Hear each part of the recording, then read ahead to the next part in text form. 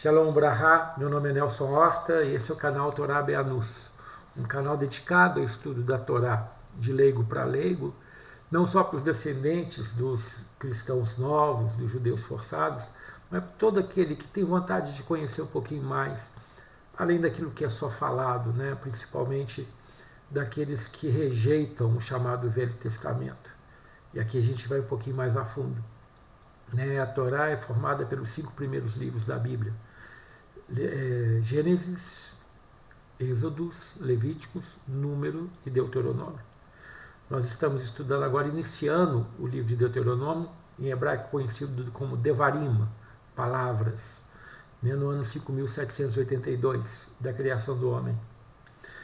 E assim, estudando Deuteronômio 1 até o capítulo 3, no versículo 22, e a Haftará de Devarim, Isaías 1, de 1 a 27.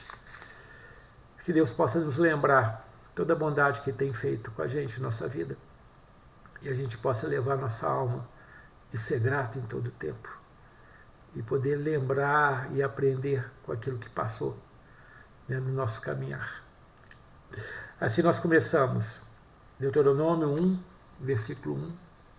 Essas são as palavras que falou Moisés a todo Israel, de além do Jordão, do deserto, da planície, de defronte do Mar Vermelho, entre Paran, entre Tofel, Laban, Hatzerot e Dizaab.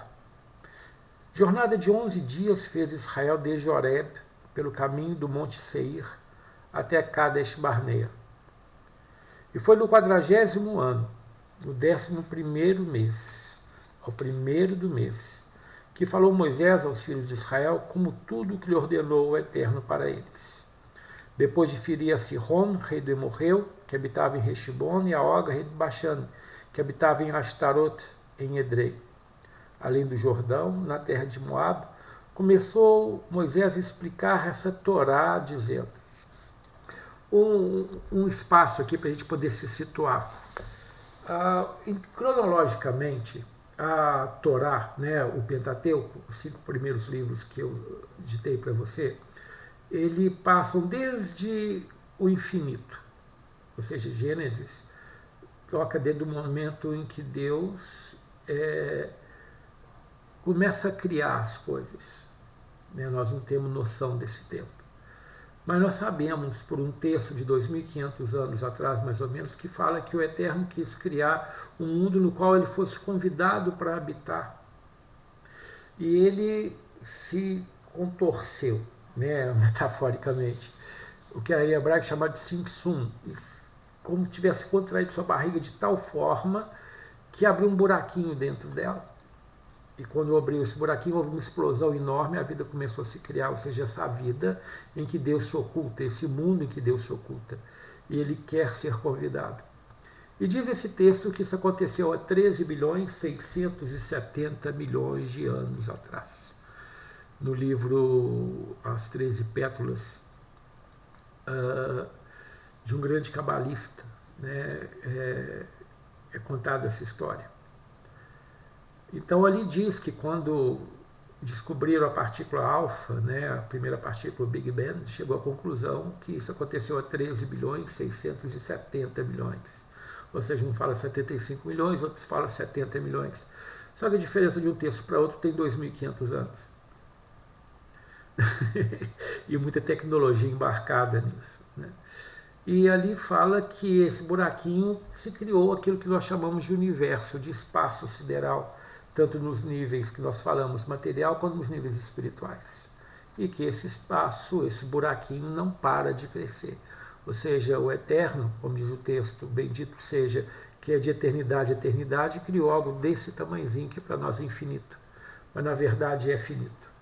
Então vamos falar que Bereshit bara Elohim et Hashamai ve'et haaretz, ou seja, no princípio criou Deus os céus e a terra, aconteceu há 13.675.000.000 de anos atrás. E vem até a sexta-feira da criação do mundo, ou seja, o último momento na criação do homem, que contado pelo tempo bíblico, na soma dos anos e de tudo que vai acontecendo, aconteceu há 5.782 anos atrás, né? Exatamente no Rosh Hashanah, ou seja, na passagem, né, entre aspas, do ano. Então, o aniversário da criação do homem é que é comemorado, né, como novo ano, que começa a se contar. Então, a partir dessa sexta-feira, ali em Gênesis 1, a gente tem 5.782 anos de lá para cá. Tá? Então, Gênesis vai chegar até Abraão. Né? E chega em Abraão, nós vamos ter um período de até o final de Gênesis de 430 anos, né? Que é quando Deus faz essa aliança com Abraão. Então, nós podemos contar... desculpe, eu não tenho de cabeça aqui agora, 1000 e poucos anos desde a criação do homem, né, até a libertação do Egito. O livro de Êxodos, né, vai passar o tempo das pragas que são lançadas, mais o início do segundo ano da libertação do pessoal. Né? Então você tem ali em torno mais ou menos de 9 meses, né, e um caminhar de 50 dias até a entrega da Torá.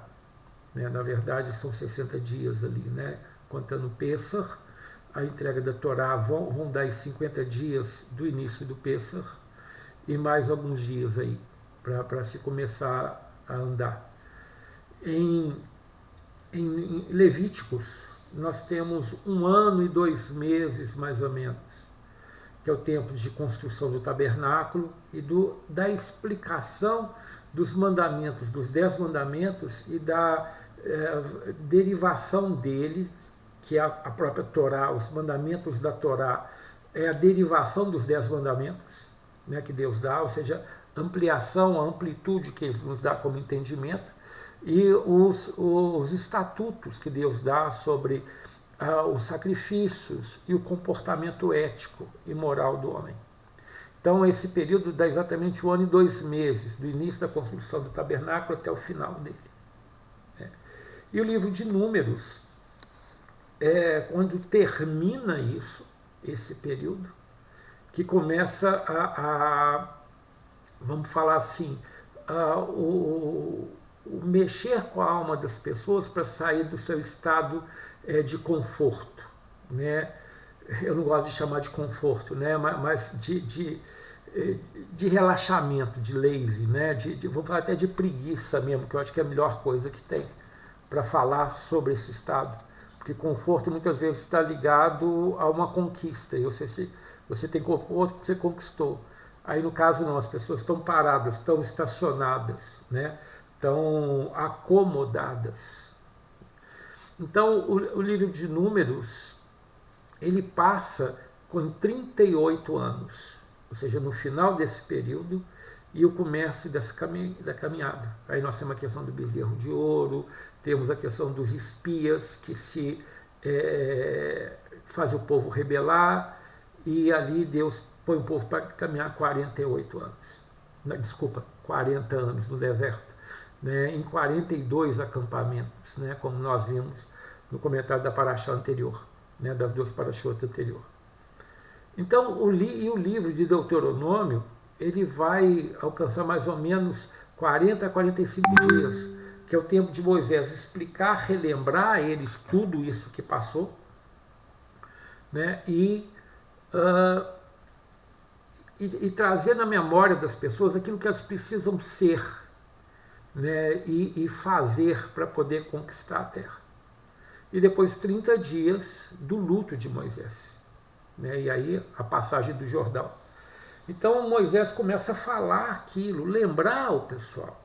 Você vê que em Números você tem um hiato muito grande, que vai desde desse ano, e vamos falar em quase meio, que Israel fica no deserto do Sinai, né, ao pé do morro, do monte, né, e depois começa a caminhar.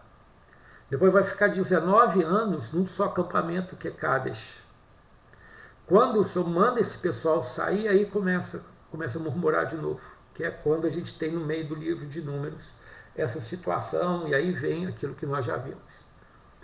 Então, passado todo esse período, Israel está teoricamente preparado, amadurecido para poder entrar na Terra Prometida, pois todas as pessoas acima de 20 anos, todos os homens acima de 20 anos que saíram do Egito morreram no deserto.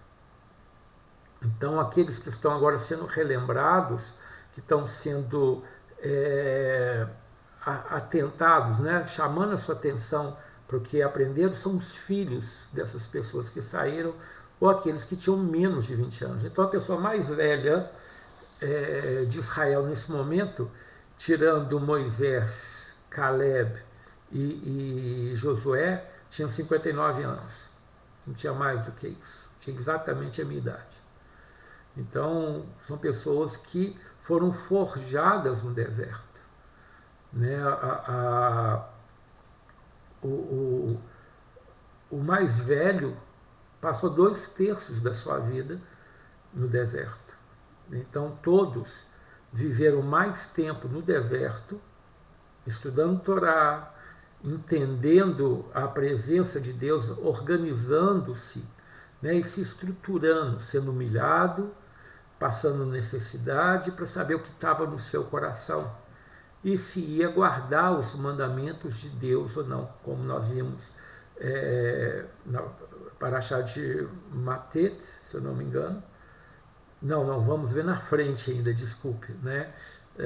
Na próxima Parashá, quando ele fala assim, para ver o que estava no seu coração, e aí você compreende que não só de pão vive o homem, mas de toda a palavra que sai da boca de Deus. Aqui nós vamos ter esse entendimento, né, na Parashá seguinte, né, depois dessa. Então Moisés está aqui querendo trazer no coração das pessoas tudo que elas passaram, tudo que elas viveram, por elas e pela experiência dos seus pais. Né? Uma boa parte deles foi escravo, né? Até seus 19 anos, vamos falar assim, foi escravo. Então tinha essas coisas dentro da alma, que são os chamados anciões aqui. E agora Moisés quer trazer ao coração daqueles que nunca foram escravos a consciência de ser livre, né? Porque a gente se faz muito pela memória dos nossos pais. Então, com certeza, muito dessas crianças, porque houve pessoas que morreram aí no deserto, que passaram a maior parte da vida como escravos. Então, passaram isso para os filhos. Então, o deserto, ele é também para poder tirar do coração dessas crianças, né, essa herança do entendimento ou da subserviência da escravidão. Tá? Então, realmente, nós vamos continuar na segunda etapa.